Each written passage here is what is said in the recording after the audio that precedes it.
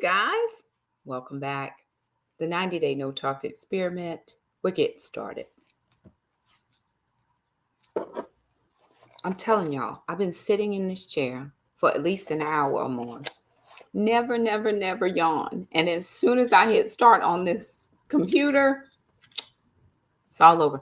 We are having a storm here, y'all. So if for some reason I lose internet connection, it's a storm. The storm is passing over, but I needed to come on out here and rain for my garden in Jesus' name. Amen. Hallelujah. All right, we're doing the 90-day no talk experiment. This is my book, the book that I wrote. The Lord was gracious with me and allowed me to pen this. It is self-published, of course, on Amazon, but it just shares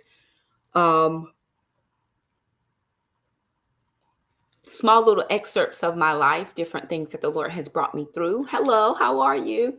And it's just amazing when you go back and read the stories, when you go back and really evaluate or look, the old saints used to say, when I look back over my life and I think things over, I can truly say that I've been blessed. I got a testimony. That was a song too, but still, when I look back over everything that the Lord has brought me through and everything that the Lord has delivered me out of and the people that God has delivered me from, even myself at times, it's just an amazing testimony of the faithfulness of God, the life that I live. Honestly, if I could tell you anything different, I would, but it would not be true. I live a very miraculous life based on what God knew my life was going to be like.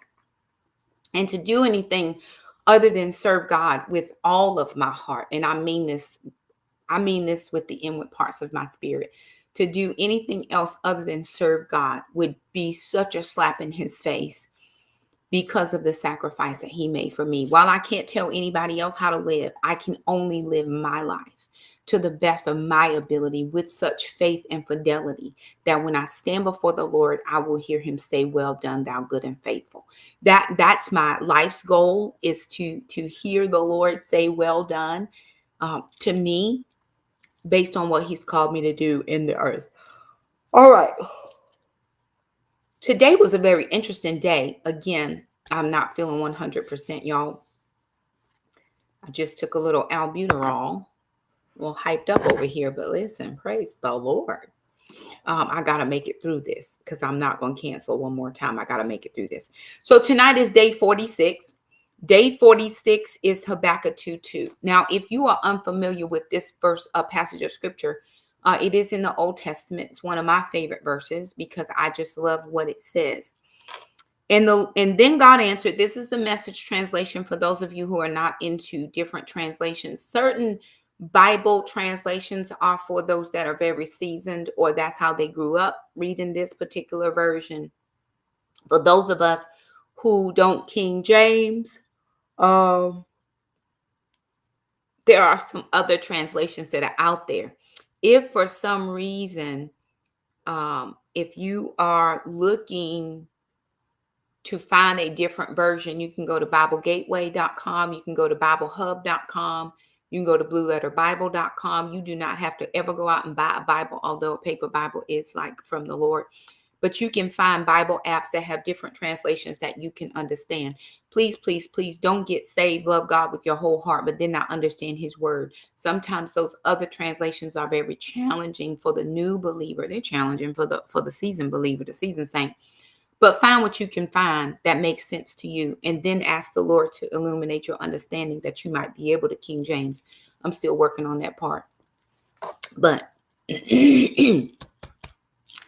find what you can find. We are on page 124 if you're following along in the book. This book is available on Amazon. You do not have to purchase it, but it is available on Amazon.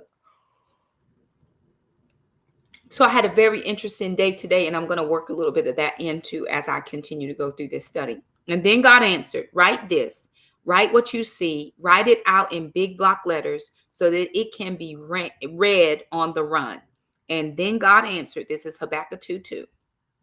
Write this, write what you see, write it out in big block letters so that it can be read on the run. The Amplified Classic, which is another favorite of mine, And the Lord answered me and said, write the vision and engrave it so plainly upon tablets that everyone who passes may be able to read it easily and quickly as he hastens by.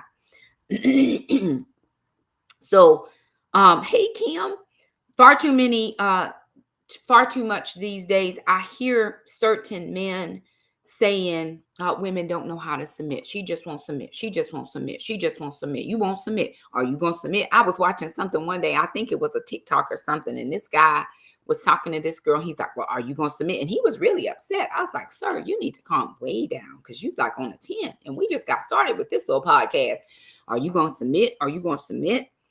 And I would say that could be a correct assessment, but would then ask that man that is saying that, have you presented anything for her to submit to? Now, if you understand the definition of submit, it means to come under subjection to, right? You have to come beneath something in order for submission to take place. Submarines do not, they don't float on top of the water. While they do emerge on top of the water, submarines were created to go underneath the surface of the water at very deep depths and to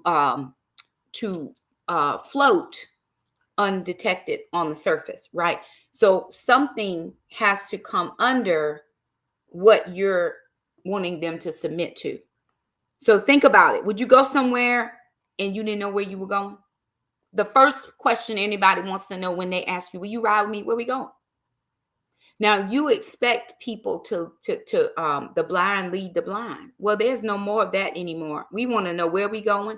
And if we can't see, we make sure we have extra set of glasses so that we really do have a full view of where it is that we are going, because I am not following you and you don't even know where you're going. Now, we're not going to talk about Abraham. Well, Abraham just went because God told him to go. He might have not knew where he was going, but he sure knew the one who was sending him, right? So here's my thought, especially for those men who throw every woman in the same basket. Well, she just ain't going to submit. She just ain't going to submit. What have you presented to that woman that would even make her want to submit to you? What have you submitted in writing, might I add, because these days, honey, everything is contractual. What have you submitted in writing? Or even, do you know how to paint a picture with your words? Most people don't know how to paint pictures with their words. Those of us who can paint pictures with our words, those of us who tend to be storytellers by nature, or those of us who have the gift of Holy Spirit, who can allow us to spin words into stories that you can actually visualize, can sell anybody anything. Because we can tell you it's so good that you can actually see it in your mind's eye. Some people are very poor storytellers. So why is it when you're trying to sell me this bill of goods that I can't exactly see what you're selling? Because you have not articulated it to me properly enough that I want to go investigate further with you. You have not communicated to me what the Lord has called you to do enough for me to even want to go and follow you. So on that score, no, sir, I am not going to come underneath your vision. Some of us don't even have a vision. We just out here living life. We just flying by the seat of our pants. I'm close to 50. I'm knocking 50 on the door. If you think for one moment that I'm just going to follow you, oh, no.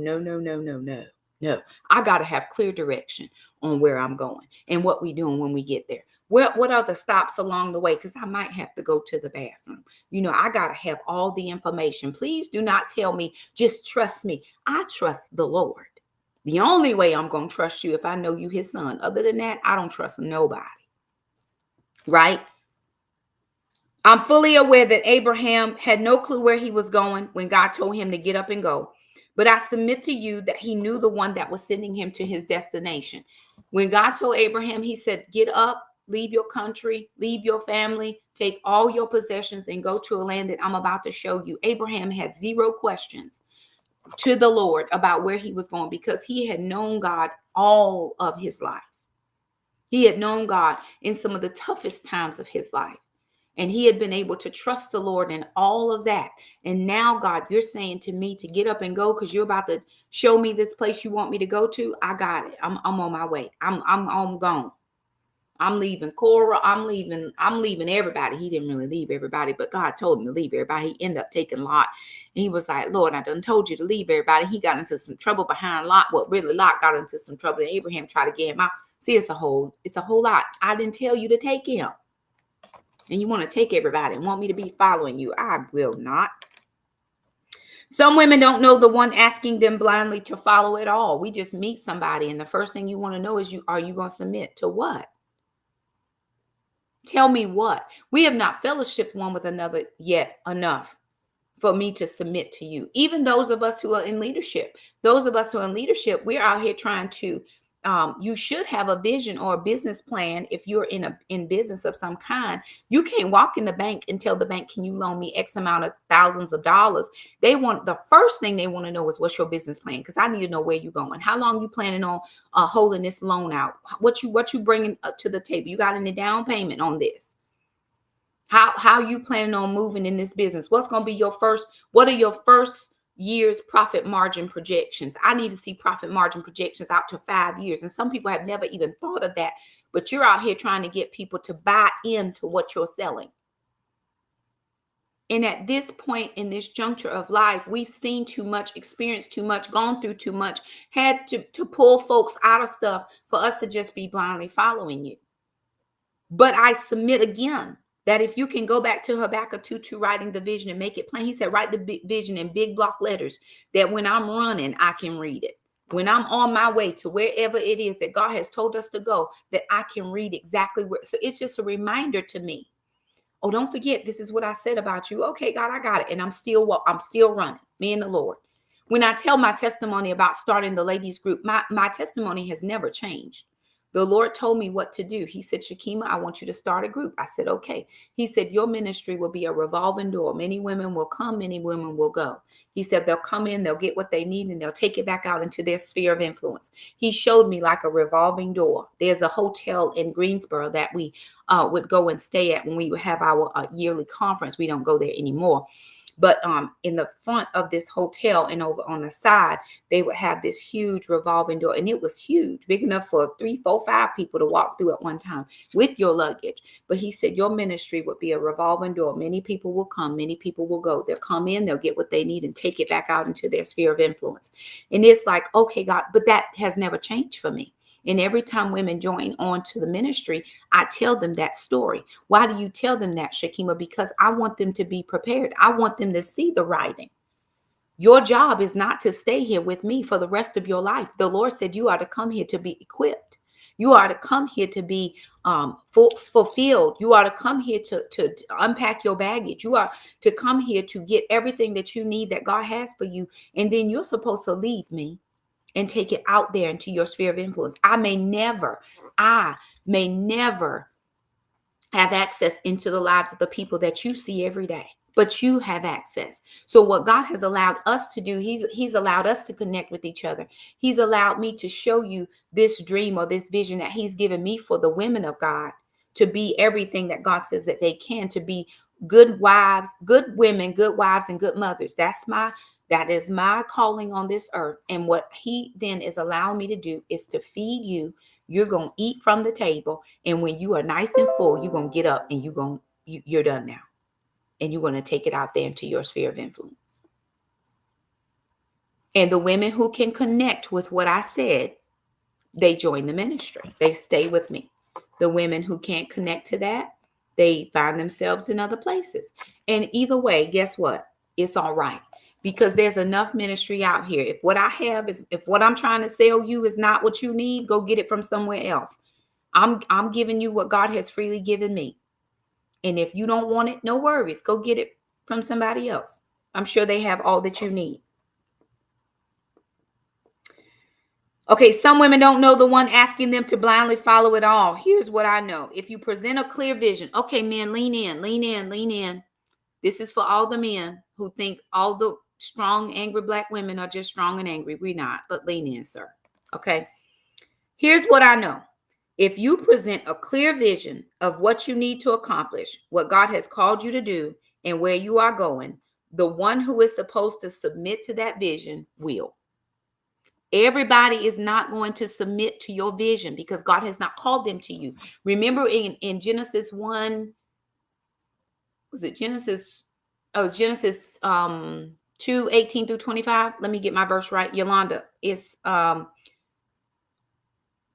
made Adam a wife. I think it's Genesis, in a man, and for this shall a man leave his father and mother, cleave only unto his wife, Genesis 2:18-25. Okay.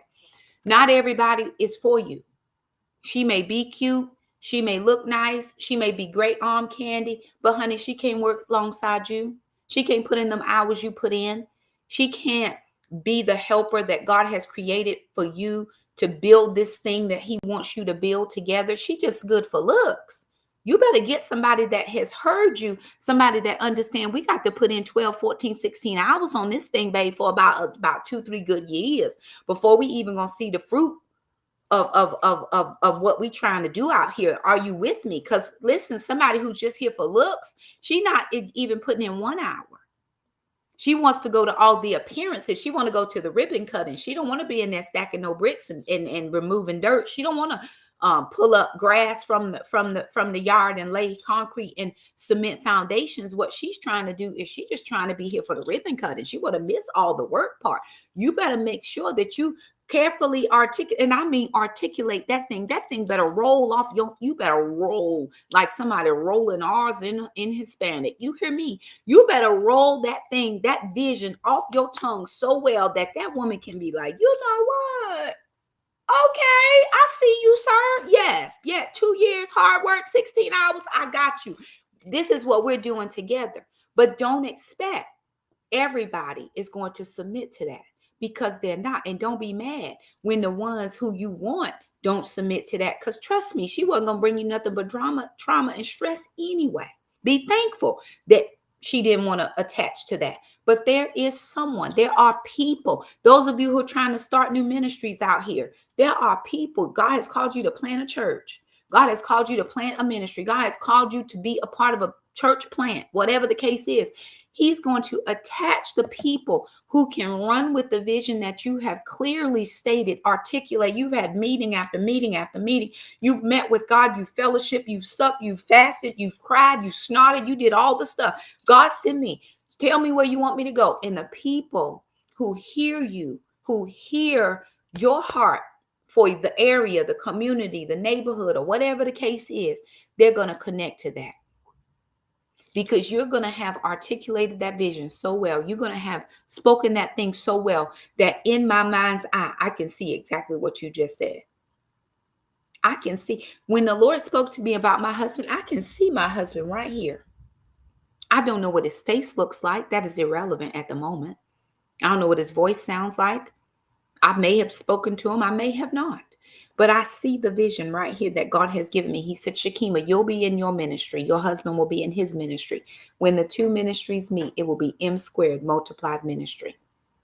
I see that very clearly. He didn't tell me what he looked like. He didn't tell me what color he was, how old he was, how tall he was, how heavy he was or thin. He told me none of that. That physical stuff that we get all tripped up over. The physical. Maybe God didn't tell him his wife was going to have short hair, baby. It's just hair. It'll grow back. Trust me. Don't worry about it. I'm going to be hooked up in about 4 weeks when my daughter get married. Don't worry. I'm just starting from scratch. So I'm going to look real fly on wedding day. That's okay. Don't worry about it.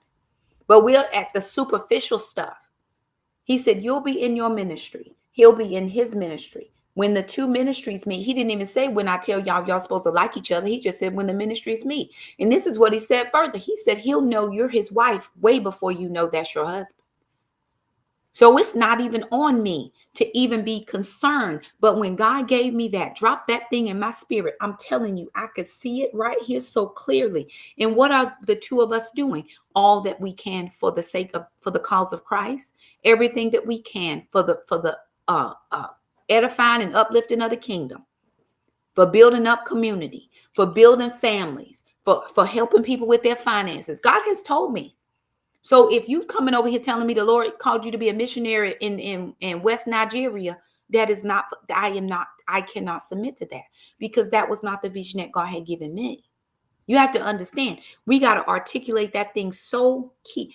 Even me, who has a ministry, who is serving God, have to be able to carefully articulate what God has called me to do, not so that my husband can submit to me. I don't believe that is biblical, but that he can come into agreement. And then whatever God has called him to do, he's going to then provide a covering for me as I come underneath him even though I'm doing my own thing. I'm doing my ladies ministry because what I'm doing is going to complement what he's doing. Okay. All right. Let's normalize. Listen, let's normalize. I'm using all these new words I be hearing people say because I thought it was nice. Let's normalize having a shareable plan that someone can clearly grab onto. It's a no-brainer to believe she would be willing and able to follow you then. If that plan is so clearly marked out, you can see that thing and you can pen that thing on paper and you can say, okay, look, let me show you. Let me write this out for you. You can draw the pictures and you know all the stuff. And she's like, oh, I see. That's really nice.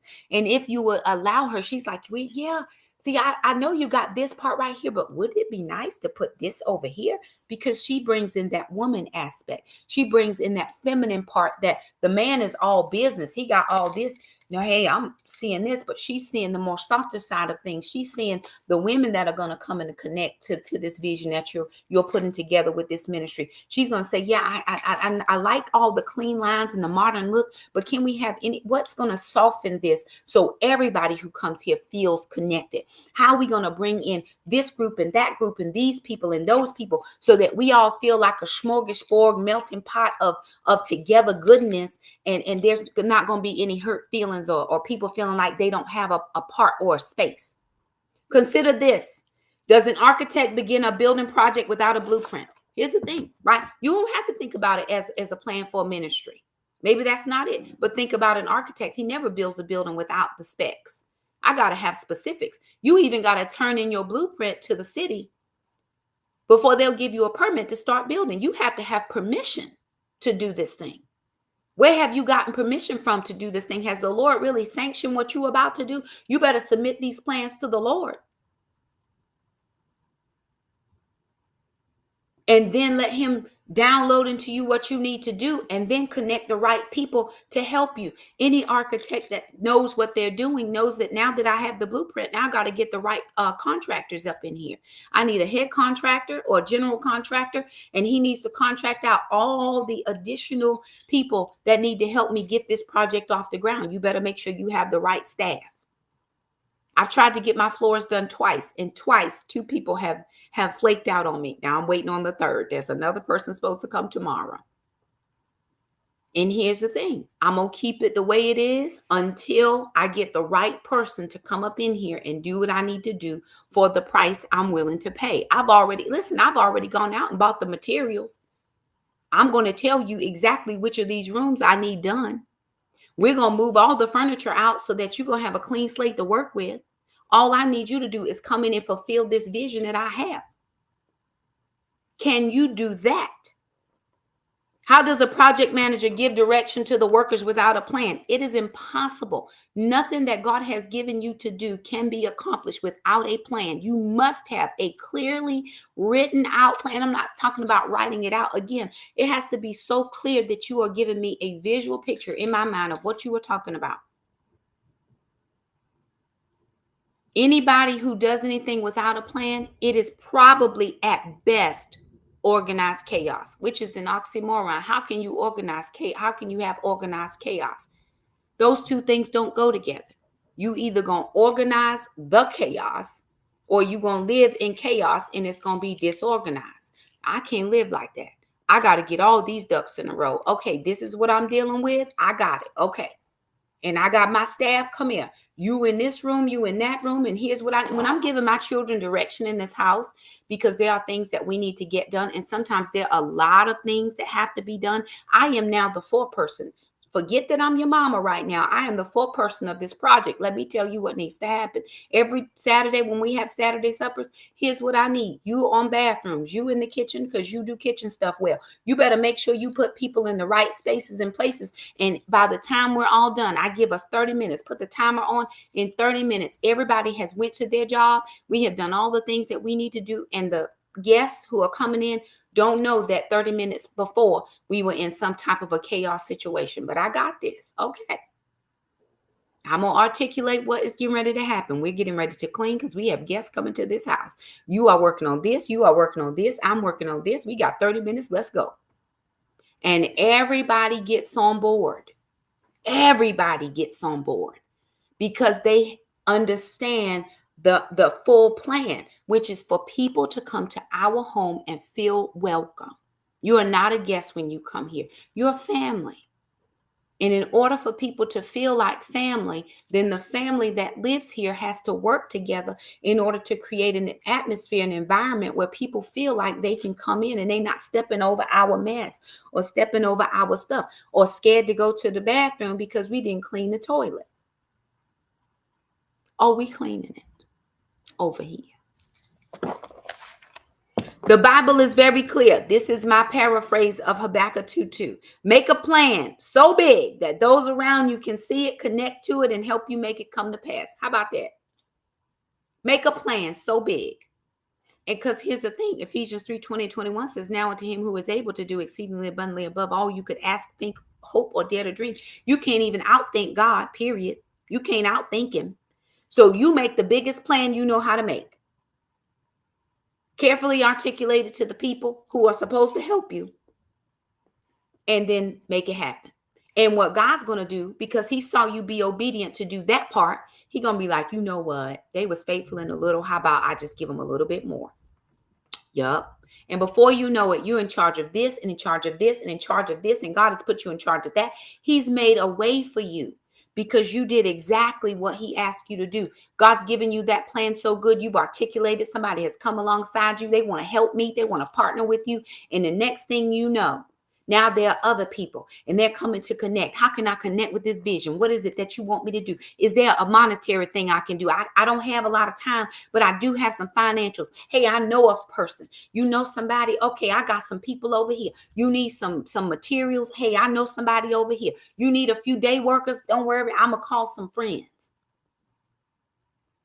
Here's what happened today, how today was so carefully orchestrated that goes along with today. I have a friend, I won't mention her name, but I have a friend, she's in ministry. And then from time to time, she'll call me and ask me for some assistance. And I'm happy to help. You know, I can give ideas.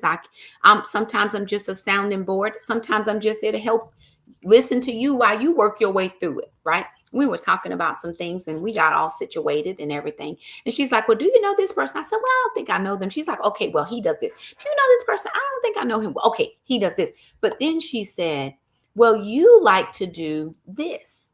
So can you get your people to help collaborate with me on this project? And what that's going to do is that's going to give y'all some exposure. Y'all know we just made an album last year and we're still trying to get that album out. And that's going to give me some exposure. And we're going to do all these things. And who's to say what God has planned for us? But this is what I'm thinking at the moment. This is what the Lord has spoken to me. And she articulated I can't really say all the details, but she articulated it so much to me when I got in my car. I immediately got on my phone and I said, hey, I have a friend, her name is, and this is what she wants to do. And I was just telling him, my friend, all the things. And he was like, oh, I really think I like this. I could get on board with this. I said, well, I'm going to bring you some paperwork tomorrow. I'm going to give you a copy. You can read it and see what you think. I'm going to read it, see what I think. And we're going to put these brains together. And before long, if we are in the will and the plan of God, he's going to make something happen that none of us knew about in the first place. None of us. And I know that story sounds very random, but I'm telling you, God can speak to this person over here to call you, to have you be a part of their plan, which you didn't even have any plans to be a part of. But it goes right along in line with what God wants to take you if he's going to push you out there into the highways and the byways. And this person has an avenue and they're asking for your gift to connect with what they got going on. Before you know it, the giftings are playing off of each other. And now we are both doing what God has called us to do, all for the glory and honor of the Lord. Come on now. Hear me by the Holy Ghost. You got to have this thing so clear and so plain. And there are going to be people. Can I just tell you this so you can feel okay about it? There are going to be people that do not want to connect to your vision. That is okay. Let them go. Maybe they don't have the capacity to hold that which God is about to put in your hands. That is okay. I don't have the capacity by which to hold what God is about to put in my hands, but I do have enough friends that want to collaborate with me, that are going to stand around me, and I'm going to put my hands out. They're going to put their hands out. Before you know it, all our hands are full because they tried to help me. And because you tried to help me, God's going to bless you for blessing me. Okay, I'm going to move on. Do you even know the purpose and plan that God has for your life? That you could pen an accurate vision for someone else to see and follow. Here again, remember, this ain't about Shakima. This is about what God has called you to do. Have you penned? Have you taken pen to paper and written that thing down? So, and rehearsed it over and over and over and over and over and over and over in your mind, that nobody can steal that dream from you. Nobody can steal that word from you. Surely God didn't tell you. Yes, he did. Yes, he did. He told me about me. Now, he didn't tell me nothing about you. So if you can go about your business, but God told me this about me. And I wrote it down on this date specific. And then what I did was leave enough room. So when God answers the plan, answers the plan, I can go under here and say, okay, God answered me on this day. And this is how he did it. So that it always puts me in remembrance of what the Lord did. So the next time he gives me an even bigger dream, we were at a workshop. I went to a workshop on Friday. I didn't have classes. Me and two other co-workers rode up to a workshop together. Because when we now do workshops, we just drive a county vehicle. We all went together. And one of my coworkers went to a different tour. We went on industry tour. So we went to one tour and another coworker went somewhere else. But this gentleman was telling the story of how him and his partner ended up in North Carolina. They had originally started a business in California. But here's what happened. He was in college and he was applying to medical school. He had applied to 3 different medical schools. He's waiting to hear back which medical school is going to take him. Now, medical school is very competitive and not everybody gets in. You don't even get your first choice. It is very hard to get into medical school in North Carolina. Very hard. Most people have to go outside of here because people don't take everybody.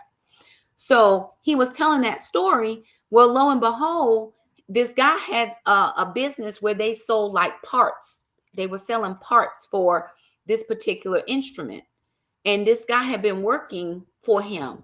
And all of a sudden he was like, hey, I'm buying out this company. Do you want to get involved with what I'm doing? He was like, oh, sure. He liked what they were doing. He's still waiting for medical school to call him. Hadn't called him yet. So they start this business. Well, the Lord sends them here to North Carolina. And I think they've now been in business, I think he said 20 some odd years. To the sum of probably millions and millions of dollars. That man thought he was going to be a doctor. Never did hear back from the medical schools, I don't guess. But all these years later, because he took a chance on the Lord, he took a chance to venture out and do what he was passionate about to do. And everybody thinks when God gives you a calling, it means he's called you to the pulpit. That is the least of God's. He doesn't want you to. Jesus was outside. He went outside where people were. He was walking here and there and everywhere. He wasn't stuck or tied to one place. He did have the synagogue. He could always go to the synagogue and be there and do the things that, read Torah and all that. But what I'm telling you is he was outside doing stuff. What is it that God has called you to do, giving you that plan so clear that you are sitting on? You haven't even written it down. You haven't even written it down. This is a rebuke to some of y'all because God has given you things to do and you refuse. You absolutely refuse. But don't you get angry when somebody else is doing it. Here's what I had to tell a friend today. I said, just like Mordecai told Esther, don't you think just because you laying up in the king's palace and he can call you when he want to, that when all the Jews are destroyed, that he will not kill you too. Ma'am, just by descent, you fall in line with all the rest of us. He said, but carefully consider that you were born for such a time as this, to stand up for who you are and go before the king that you don't think you have a right to walk in front of. And tell him, hey, somebody has plotted against your queen and I need you to handle this. They had to come up with a plan. She said, oh man, okay, here's what I'm going to do. Here was her plan. How she saved Israel.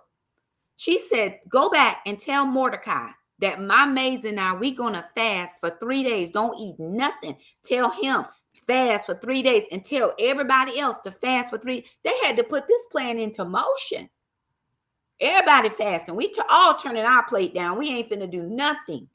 And I'm going to wait for the Lord to give me that supernatural download of how I'm supposed to go into the king so that he don't. But he points out the scepter that says, come in. And we know if you read the story further, how that all turned out. She had a plan. She had a little party. Got a little, everybody feeling a little good. You know, the king was here for party. He wanted a party. Oh, yeah. He was like, what do you want? Up to half of the kingdom. You better make that vision plain so when somebody says, how much do you need? I can fund this for you. That's up to half of the kingdom, y'all.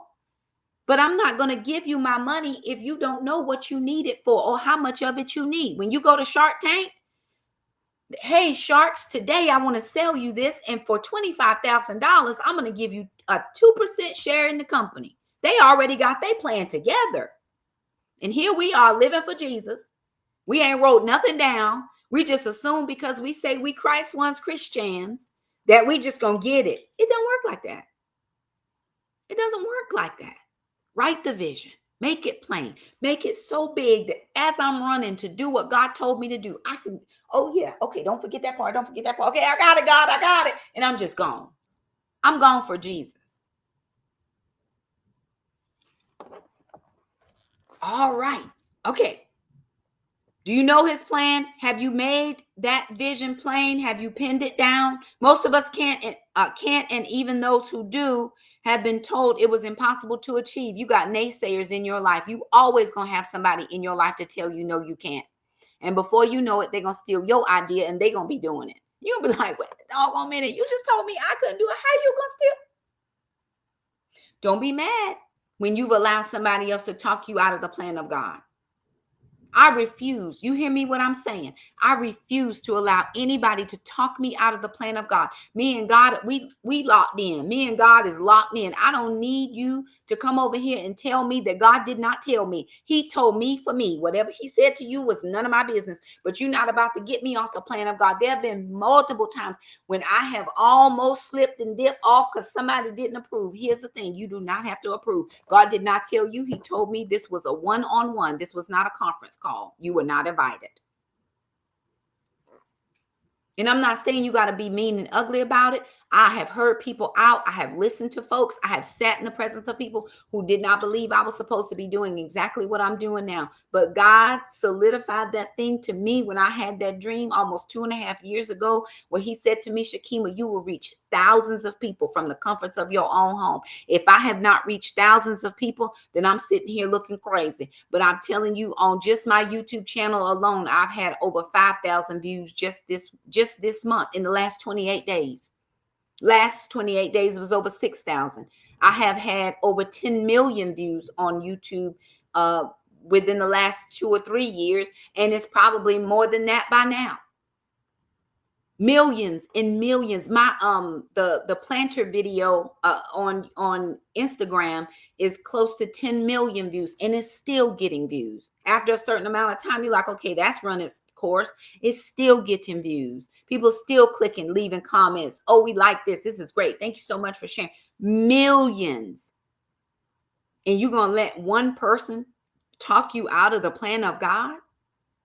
It's harder to talk you out of it when you've written it down, when you have gotten the scriptures that support what he said, when you have lain on your face, when you've turned your plate down, when you have sat with God and you have cried over that thing, when you are out here just like you giving birth to something, when you have labored and you have nurtured that baby all its life, when you have nurtured that ministry from the ground up, and you're going to let somebody come and take it from you? Oh, no, ma'am. Oh, no. No, you don't know the days I cried. You don't know how it was when me and the Lord was working this thing out in 2012 when I was over there snotting and crying in Hamilton, Alabama. No, you don't know. You have no clue. You didn't labor for this. You didn't labor for this. You're not about to take this from me. I'd like to further submit that perhaps those who cannot see your vision aren't the ones entrusted to run with it. You may never see it the way I see it, but that just means that you're not meant to run with me. Everybody's not going to run your race. Everybody's not a runner. Some folks run short distances. Some people sprint. Some people you can take on a marathon. You better know the difference between the two. Some people just here for the 4x4. I can only get a quarter of this race done. And that's why you got to take the next leg. I've given it my full energy for this quarter of the race. Pass the baton, sis. But you have marathon runners that run 26.2 miles and they pace themselves and they just running. And they just running. And along the way, all 26.2 miles, you have water breaks where people just holding out water and they just drinking and throwing the cups because they still got to run this thing. Some of us get so distracted and so discouraged because the plan don't come together in 2 days. Some of us got to be down here for 20 years. Y'all have been praying for a spouse for 15 years and I'm still praying. But what I haven't lost is my fight. I haven't lost my drive. I haven't lost the vision that God has given me about what he and I are supposed to do together. And I'm just running. And I'm just running. Maybe I don't look like a runner to you, but I'm telling you right now, I'm not, for the race is not given to the swift. I don't have to be fast. I don't have to get to the finish line when you do. I'm eventually going to cross. Whether it's first, in the middle, or last, it don't matter. I just need to cross. That's it. Visions stir excitement and passion. Can't y'all see my excitement over here? I get excited about what God said about me. I do. It may not be exciting to anybody else, but this thing that God entrusted me with this, he entrusted a little girl from nowhere, North Carolina with this big thing right here. Oh, I'm excited about that. Vision stirs excitement and passion. Passion doesn't keep office hours. It don't. Passion is constantly working on the vision, refining it, adding to it, taking away, talking about it nonstop, and sharing it with whoever, wherever. Listen, I'm always going to tell you about Titus 2 women every single time because that's what my passion is. That's what God has laid on my heart. For a woman like me, you'd have to know my story to understand I hated women. I hated every one of them. If you're a woman on here, I hated you too. Didn't have anything to do with you. It was something I was dealing with in my past about my dad. And what God did in his graciousness, because he loves Shakima. I'm telling you, y'all over here thinking, oh, she's so saved, Sally. Oh, she's just great. I was raggedy. Still can be raggedy. But God loved me so much that thing that was such a stone, it was a stone. He took that out. He caused me to have such a great compassion and a heart for what women go through. And he replaced my stony heart with a heart of flesh. And now my whole life is centered around helping women to be better women, better wives, and better mothers. Why, Shakima? Because if I'm all three of those things, then I am a benefit or a value or an asset to my community, to my family, and my family that lives in the community. And when the community works good, everybody should be benefiting. I know we all like being together, and I'm here for togetherness. But think about way, way back in the 50s and 60s when communities were separated. Just for a minute. Now, I'm not trying to be racial here, but I'm just telling you, think back to when communities were separated. Those communities took care of each other. Right now, we just throw everybody away. We don't care about nobody. But you couldn't go on the street and do something wrong where the neighbor wasn't getting you and carrying you home to your parents, letting you know, hey, I saw little John on the street and they was doing something they didn't need to be doing. Yeah, you got ratted out. They told on you. You got your tail toe up, but you didn't go out there acting the fool no more.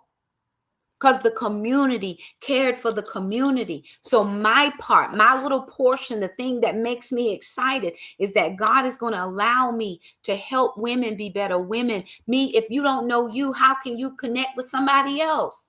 I got to be the best woman I know how to be. And when that man decides that he wants to connect my life and his life, then I'm going to be a good wife. And when we do all of that as a good husband and a wife team, and we decide, hey, we want to have a few little crumb snatchers, a few little kids, then our children, that's going to help build up our family. Strong families build strong communities.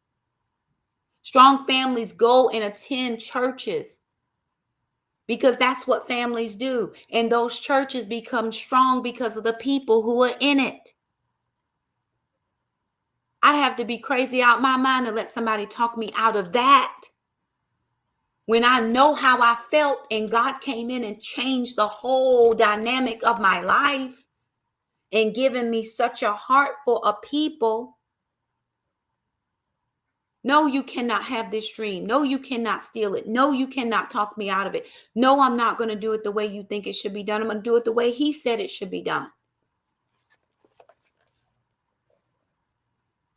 Vision reduces time off task because every moment is spent making the vision come to pass. A lot of people used to get on me. Shakima, all you do is stay on Facebook. You just on Facebook. Every time I see you on Facebook, this is where my ministry is. That's why I'm always on here. There's an encouragement that needs to come through. I was doing Titus 2 Women this morning, and immediately when I got off the phone, a message came through. You are a phenomenal woman. You doing exactly what God told you to do. You are going to hear, well done, thou good and faithful. Shakima, I don't know how you posted that, but I needed that for today. Oh my God, I'm so glad I showed up. I don't even know how I got here, but I needed to hear this message today. If I were not out here doing it, who else is doing it? For my people, for whomever's connected to me. This is my portion. That's why I'm out here. I don't have time for days off. I don't have time to be on a break. If the Lord wants me to rest, I will rest. Trust me.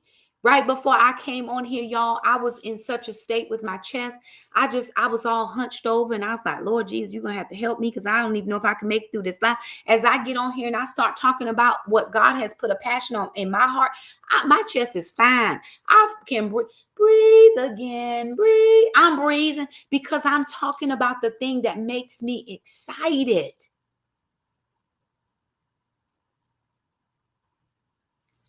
That this thing right here is for real. This the truth. For me, your vision, whatever God gave you, this is exactly how you should be about your vision. You should be like, yes, oh my word, absolutely. People could not stop you from talking about it. Can't stop you from trying to raise the funds to fund it or whatever the case is. Can you see it? What does it look like? Can you paint that picture for somebody else? What does it look? Can you paint that picture for somebody else? How long will it take you to achieve? I've been doing Titus. I've been doing women's ministry since 2014. It's 2024, and I'm still here for it every Saturday morning, every morning, every night that I get to come and do this. I'm here for it every night. This is what I was born for. This is my moment. Before too long, it's going to be over. But right now, while I'm able, I'm going to grab my opportunities wherever I can. And I'm going to get out here and do what God has called me to do. How much will it cost you in capital and sweat equity? How much is it going to cost you? How much money have I spent doing Titus 2 Women? How many books have I bought for women who couldn't afford books or didn't know how to order them on Amazon? How many things have I sown into the lives of other people? Last year when we went on women's retreat, I paid for 2 different rooms for people. So you don't know, baby, you don't pay for this. You don't put no dimes in here, nothing. I'm sowing into you. Let me sow into you because this is important to me. Now, do I give people money just randomly? No, I'm Holy Spirit led. But if God tells me to do it, I'm doing it. Where will your financing come from? Who do you know with pockets large enough to fund your vision? Who do you know? Because when I was asking my friend, hey, do you remember? He was like, I don't think so. Okay, let me just tell you. I got a friend. I got a friend that got a friend that got a friend. Some of us don't know anybody. We've never been anywhere. We've never gone to nothing. We don't support nobody else. And when it's time for your thing to be supported, you don't have support because you ain't supporting nobody else. There is a benefit from network. There's a benefit from going and being a part of somebody else's thing. That way, when you need somebody to come and be a part of your thing, they just show up. Hey, how you doing? Hey, well, I heard you was doing something and you supported me last time, so I wanted to come out here and show some love. You got to do that type of thing.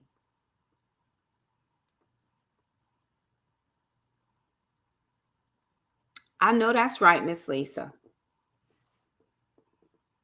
Can the vision be reproduced in and through others? Can you sell this thing so much that other people want a franchise? Like, hey, you got a women's ministry, very good. Let me get one going on over here.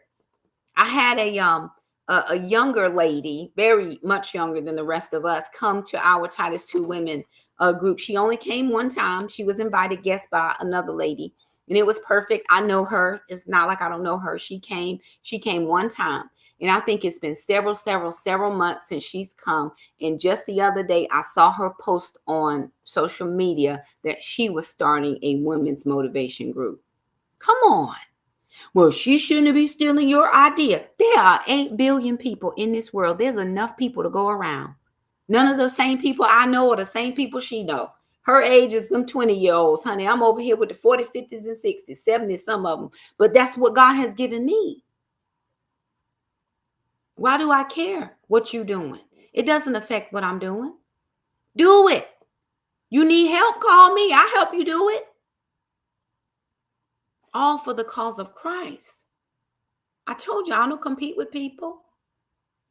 If I got it and you can take it, it wasn't mine in the first place. Have it. But what God has for me is for me. So I spend no time worrying about what anybody else is going to do. Oh, I'm going to take your people. So there's people.